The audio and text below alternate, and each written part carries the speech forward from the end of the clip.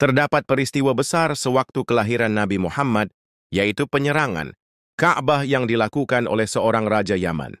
Raja Yaman yang menyerang Ka'bah adalah Raja Abraha. Kisah Raja Abraha ini pun secara ringkas dan padat dijelaskan dalam Al-Quran Surat Al-Fi'il. Apakah kamu tidak memperhatikan bagaimana Tuhanmu telah bertindak terhadap tentara bergajah? Bukankah dia telah menjadikan tipu daya mereka untuk menghancurkan Ka'bah? Itu sia-sia. Dan dia mengirimkan kepada mereka burung yang berbondong-bondong, yang melempari mereka dengan batu, berasal dari tanah yang terbakar, lalu dia menjadikan mereka seperti daun-daun yang dimakan, ulat. Quran Surah Al-Fi'il ayat 1-5. Raja Abraha adalah raja yang memiliki ambisi luar biasa untuk membangun bangunan yang dapat menandingi Ka'bah. Bangunan yang dibuatnya bernama Al-Qullais.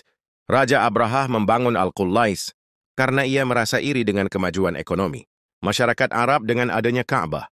Dalam kitab Ar-Rahiqul Makhtum, Sirah Nabawiyah, karya Syekh Syafiyur Rahman, Al-Mubarak Furi diceritakan, Raja Abraha memiliki nama lengkap Abraha Al-Ashram. Raja Abraha merupakan seorang gubernur Yaman yang berambisi ingin membangun gereja megah di Sana'a, kemudian diberi nama Al-Qalis. Dengan harapan dapat menjadi tempat ibadah terbesar di seluruh Arab, menyaingi Ka'bah di Mekah. Sebagai pusat keagamaan, kota Mekah menjadi destinasi utama yang kerap dikunjungi oleh umat Islam. Hal tersebut memberi kesempatan bagi pedagang-pedagang untuk menjajakan barangnya. Kemajuan ekonomi di Makkah disebabkan adanya bangunan Ka'bah. Keberadaan Ka'bah membuat Makkah selalu ramai dikunjungi para peziarah. Ka'bah juga menyaingi kepopuleran kuil yang dibangun Abraha di kawasan Abyssinia, sekarang Yaman.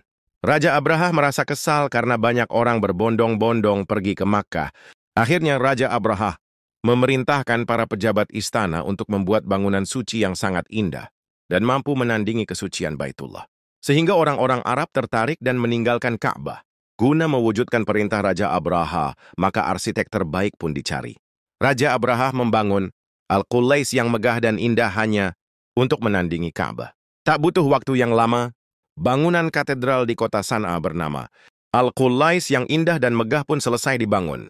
Pintunya terbuat dari emas, lantainya terbuat dari perak, dan pondasinya terbuat dari kayu cendana. Setelah pembangunan Al-Qullais selesai, Raja Abraha menulis surat kepada Raja Najasyi di Habsyah.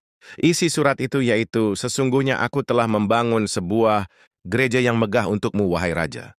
Begitu megahnya, sama sekali tidak pernah ada sebelumnya bangunan sepertinya. Tidak sampai di sini saja usahaku, karena aku akan terus mengalihkan perhatian manusia dari Ka'bah ke gereja yang kubangun. Upaya Abraha dibilang gagal.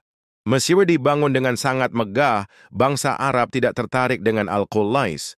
Tidak ada bangunan yang mampu menandingi sakralitas Ka'bah.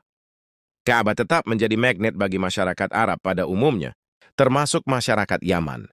Hal tersebut menjadi pemicu marahnya Raja Abraha. Bahkan kemarahannya semakin memuncak karena ia mendengar bangunannya dihina. Ia mengancam untuk menyerang Makkah dan bersumpah untuk menghancurkan Ka'bah. Mengetahui hal tersebut, kebencian bangsa Arab dan juga Qahtan kepada Abraha semakin bertambah. Mereka kemudian menghancurkan gereja tersebut.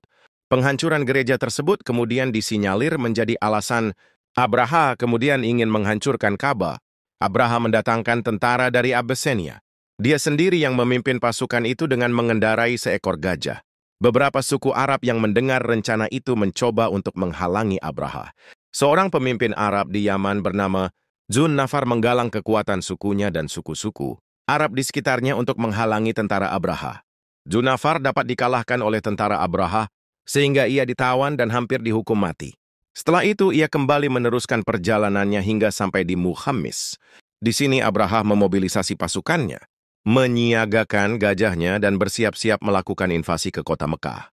Ketika tiba di Mukhammis, Abraha mengutus Aswad bin Maksud menuju Mekah menggunakan kuda dan merampas kekayaan orang-orang. Quraisy termasuk 200 ekor unta milik Abdul Muthalib. Mendengar 200 ekor untanya dirampas pasukan Abraha, Abdul Muthalib pun beranjak menemui Abraha. Mendapat tamu dari pemuka Mekah, berbangga hatilah Abraha. Dia menyangka Abdul Muthalib cemas Ka'bah akan dihancurkan oleh pasukan gajahnya. Abraha pun bertanya kepada kakek Rasul dengan congkak, "Apa keperluan Anda hingga datang kemari?" Namun jawaban Abdul Muthalib sangat di luar dugaan Abraha.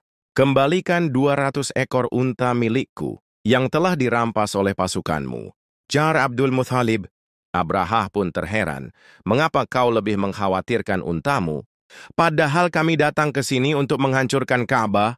Mengapa kau tidak mengkhawatirkan Ka'bah itu saja?" ujarnya. "Unta-unta yang kau rampas itu adalah milikku, sementara Ka'bah merupakan milik Allah. Maka Allah lah yang akan melindunginya," jawab Abdul Muthalib ringan. Abraha terdiam namun geram. Dikembalikanlah unta-unta milik Abdul Muthalib. Saat kembali ke Makkah, Abdul Muthalib pun memperingatkan warga kota agar berlindung menyelamatkan diri. "Wahai kaumku, tinggalkanlah Makkah, berlindunglah ke bukit. Sungguh aku melihat pasukan Abraha yang besar dan mustahil kita lawan," seru Abdul Muthalib. Bergegaslah warga Makkah meninggalkan kota. Sementara Ka'bah tetap berdiri, tak satu pun warga yang melindungi. "Ya Allah, kami menyelamatkan diri kami, maka lindungilah rumahmu ini," doa Abdul Muthalib di depan Ka'bah sebelum meninggalkan kota. Sementara itu pasukan Abraha pun bergegas menuju Makkah. Hentakan kaki gajah telah membuat bulu kuduk warga Makkah merinding. Mereka berpikir, inilah hari akhir bagi kota Makkah. Abraha pun memerintahkan untuk menyerang. Namun tiba-tiba gajah-gajah enggan melangkahkan kaki. Mereka hanya terdiam dan enggan untuk menyerang.